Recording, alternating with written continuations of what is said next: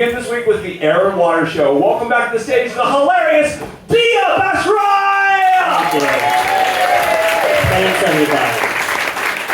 Yeah, so if you haven't heard, the Chicago Air and Water Show is happening this weekend, and I have mixed feelings about it. On one hand, I love covering my ears in public. That's what cool people do nowadays with their hands. No, I didn't initially have mixed feelings. On Thursday, when the Jets flew over to practice, I was pretty mad. For one thing, I don't like that my coworkers now know how I act during a terrorist attack, which is what I thought was happening at first. And let me tell you, I didn't react well. But the other reason I hated it is my mom's like a Vietnamese refugee.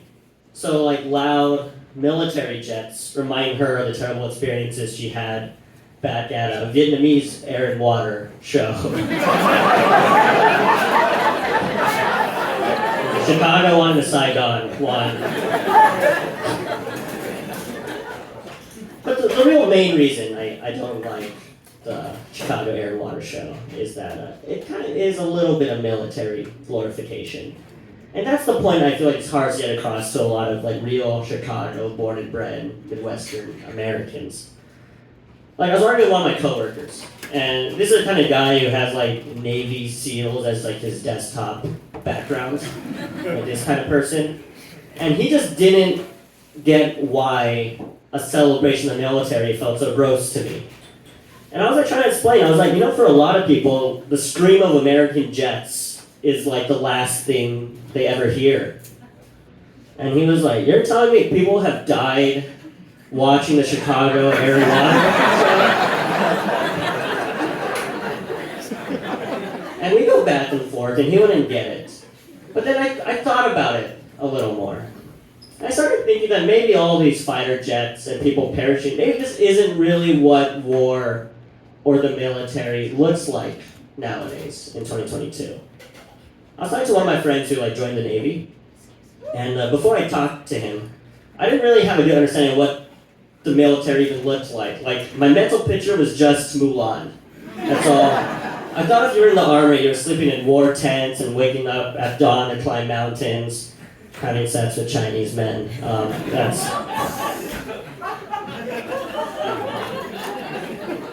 And then I talked to my buddy, and he has an apartment.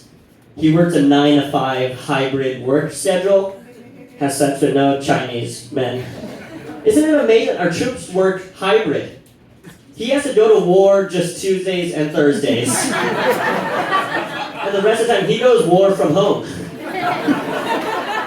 like, I'm actually most productive at war when I get to choose my own hours, actually. I have my favorite TV show in the background. And that's when I started understanding maybe the military really isn't fighter jets and daredevil pilots anymore. Maybe the military is just some guy doing Excel spreadsheets in full tactical gear. And maybe it's kind of dumb for me to be mad at the Air and Water Show for glorifying the military. Being mad at the Air and Water Show for that, it's kind of like being mad at the game Battleship. It's not what war actually is like.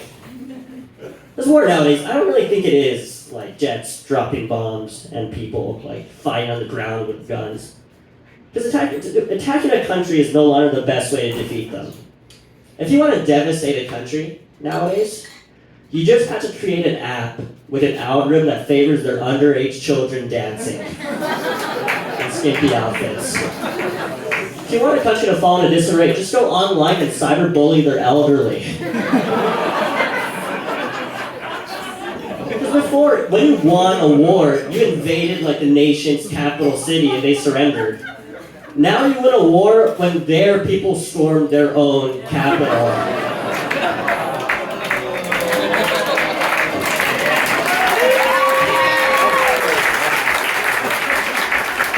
The war's not what it looked like 50 years ago. There aren't great battles anymore. There are great tweets, though. One day in the future, we're reading our history textbooks that the title for World War I was on June 28, 1914, when Franz Ferdinand was assassinated. And then 300 pages later in a textbook, we'll read that World War III initially started on November 4th, 2021, when Big Pussy 69 tweeted, "Yo, white people don't wash their legs."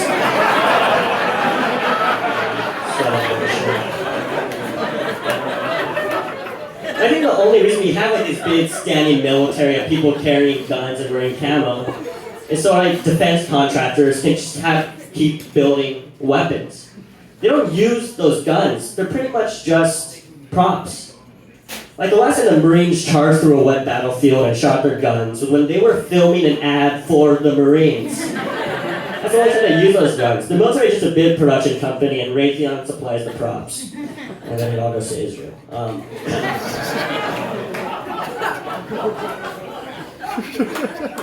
Like people say that like Top Gun is like military propaganda. It's like no, Top Gun is actually all the military is used for. Like we spent $150 million on a helicopter, and the only person who flies it is Tom Cruise. Like our military doesn't fight people. They don't carry guns. Like the last time the Navy SEALs did anything was 11 years ago when they killed some guy who spent all day jerking off in a cave.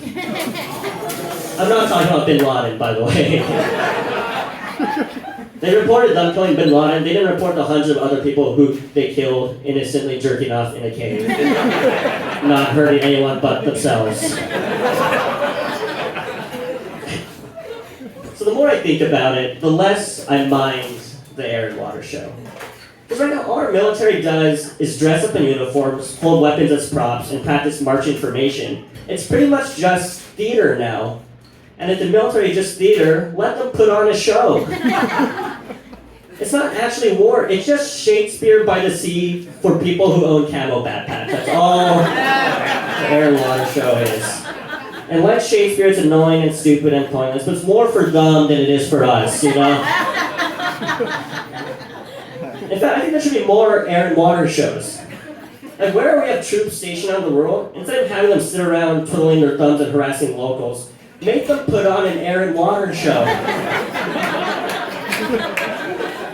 It's hard to commit war crimes when you have to practice choreography. The Geneva Convention has never been violated during a production. Cats, that's the one exception to that. Okay, thank you everybody.